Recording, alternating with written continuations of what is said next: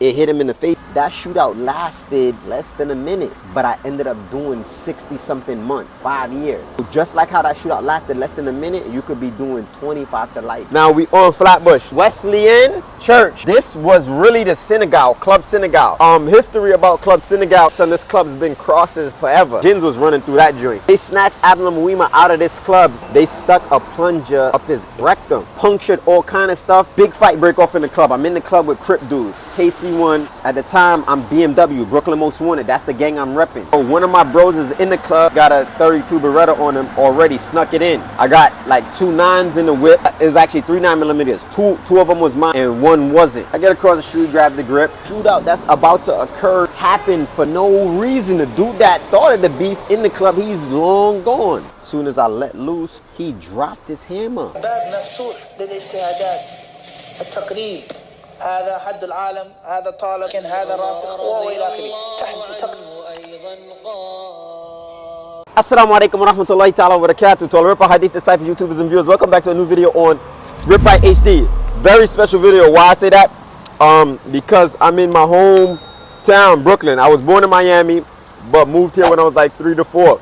Now we on Flatbush. So I'm gonna be giving y'all the spill on my first serious case in which I did over like roughly 6 years. I got 6 years, but I did like roughly 5 and some change. Was in Governor and a couple different spots. Now if you back up, you can see right here it says the Wesleyan Church.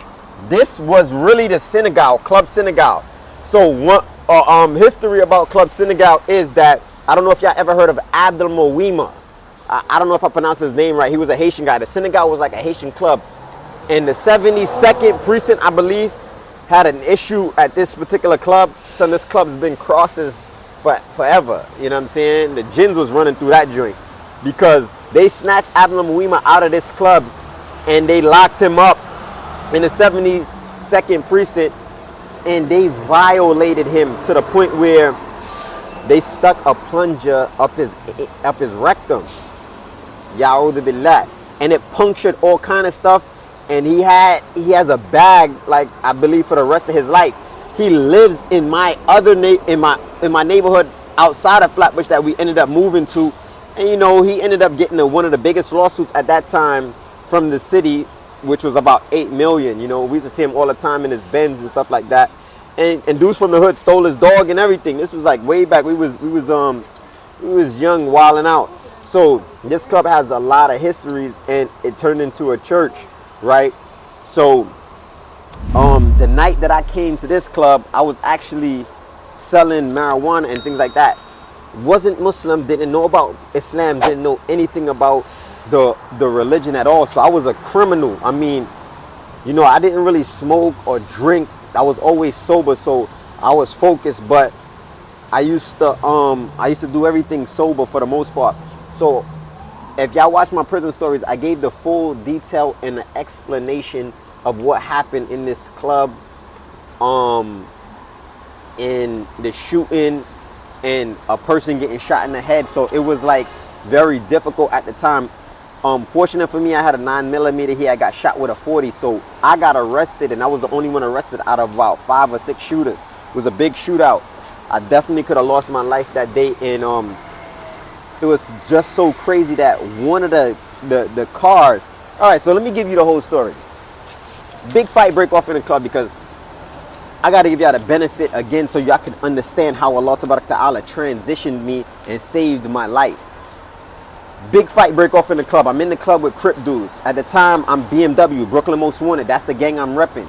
But I wear a lot of red at the time, black and red. That was kind of like my staple colors, especially because I was in a Crip hood and I didn't really, you know, I always went against the grain for whatever reason. I think it was psychological for me. So, you know, I never turned Crip, turned BMW. So I'm in there with a bunch of Crip dudes, KC1, fight pop off, we work a dude. He's trying to get out the club. We following him out the club. They let him out, but the bouncer stops everybody else. Boom. So eventually the lights turn on. He's gone. But it's just so much tension now. So one of my bros is in the club. Crip dude got a 32 Beretta on him already, snuck it in. Nobody don't know what's going on. I got like 2 9s in the whip. 2 9mm, no, it was actually 3 9mm. Two of them was mine and one wasn't. Long story short, we in the club deep because we was in a van at the time. So boom, I guess out the club. Finally they let us out. It's already people even outside. So it's people that wasn't in the club that popped up to the club. Now I get across the street, grab the grip, I come out. You know, I'm standing right here. So I'm like in between, you know, like these cars right here. In between those cars. And I got the grip to the side. Now this is the bush. Everybody gripped up out here. Really, like it's a whole different spill. So now I see a dude like, yo, I'm about to make it hot. He going off, talking this, talking that. And then he turned around. Mind you, he had nothing to do with the situation. So this whole shootout that's about to occur happened for no reason. The dude that started the beef in the club, he's long gone. So when this dude turned around, he's looking at me. So I just lift up on him. And now I got a BS hammer at this time. If anybody know about high point 9s, like back in the days, those was like the worst guns you could have had, but everybody had them. Like they was a throwaway joints. I had a high point 9 with a cooler and a beam on it. And when it hit him in the face, the beam went as soon as I let loose, he dropped his hammer. Literally. And that's how he like ducked the shots. So once all that happened, I'm dumping. Boom, boom, boom, boom. I'm trying to get with him, but now I'm backing up. So, you know, a couple of the bros I'm with, 3 of them, I told you had the 32 was out there. You had the other 2 9s that was out there, and then whatever the ops, whoever the ops was, which was no ops. So it was like a whole waste of time to show you how fast and how quick, for no reason, you can throw your life away, and I almost did. He started blowing back. Now I'm backing up. I'm all across the street. Now I get behind the van we in, and I'm hearing that joint hitting the fan. Boom, boom. He got something dirty. So I'm thinking it's like a 4-pound. Come to find out it's a 40.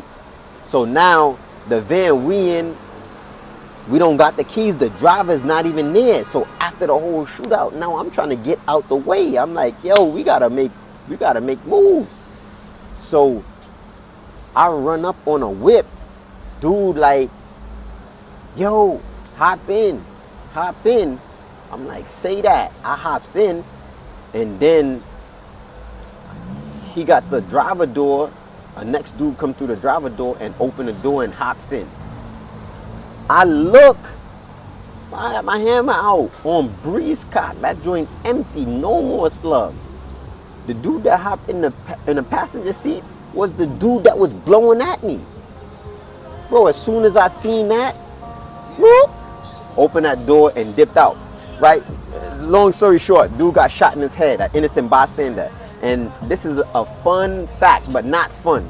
The dude that got shot in his head was real young. He was about 23 years old. So all through my paperwork, all you heard was 23 years old, shot in the head, likely to die. He ended up getting out of a coma. He was in a coma for about 29 months. They was offering me 15 years, bro. 15 years. Every time I went to court, every 2 months, yo, 15 years. And when he pulled out the coma, they went down to 9 years. He ended up learning how to walk again, talk again, and he caught a murder.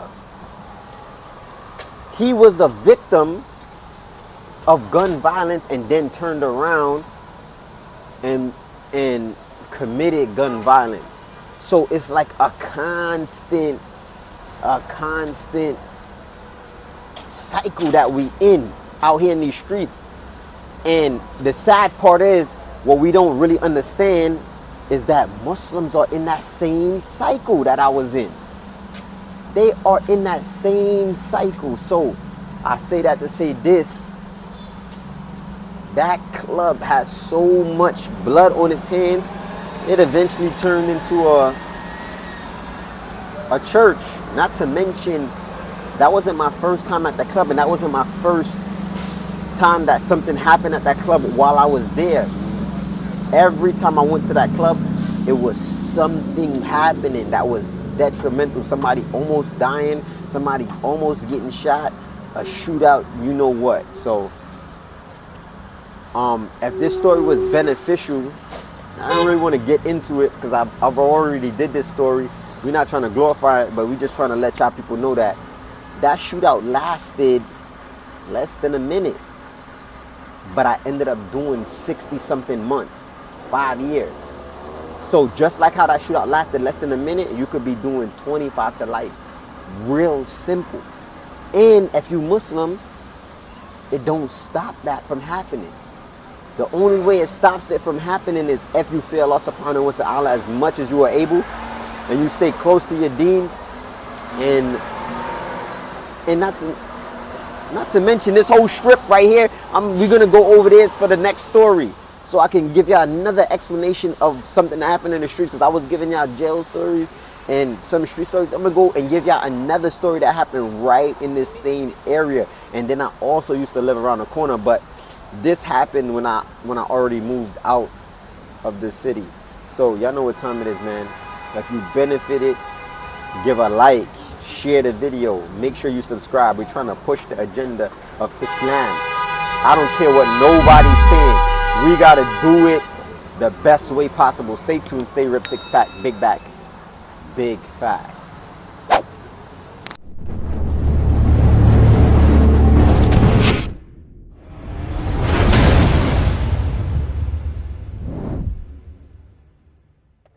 Indeed, in the body, literal translation, is a lump of flesh, a piece of meat. إِذَا صَلَحَتْ صَلَحَ الْجَسَدُ كُلُّهُ. And when that lump of flesh